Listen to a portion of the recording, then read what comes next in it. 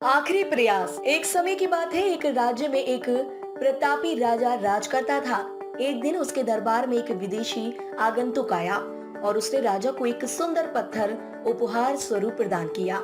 राजा वह पत्थर देखकर बहुत प्रसन्न हुआ।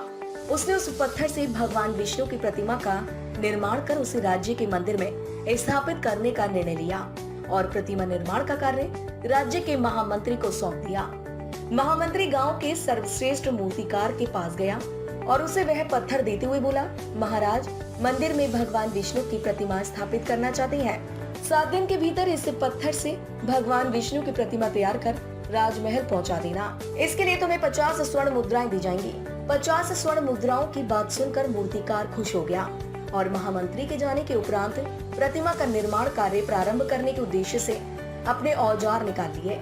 अपने औजारों में से उसने एक हथौड़ा निकाला और पत्थर तोड़ने के लिए उस पर हथौड़े से वार करने लगा, किंतु पत्थर जस का तस रहा। मूर्तिकार ने हथौड़े के कई बार पत्थर पर किया, किंतु पत्थर नहीं टूटा।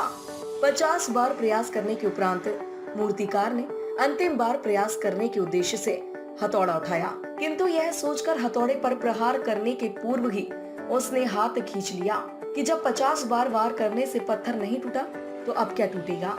वह पत्थर लेकर वापस महामंत्री के पास गया और उसे यह कहकर वापस कराया कि इस पत्थर को तोड़ना नामुमकिन है, इसलिए इससे भगवान विष्णु की प्रतिमा नहीं बन सकती। महामंत्री को राजा का आदेश हर स्थिति में पूर्ण करना था, इसलिए उसने भगवान विष्णु की प्रतिमा निर्मित करने का कार्य गांव के एक साधारण से मूर्तिकार को सौंप दिया।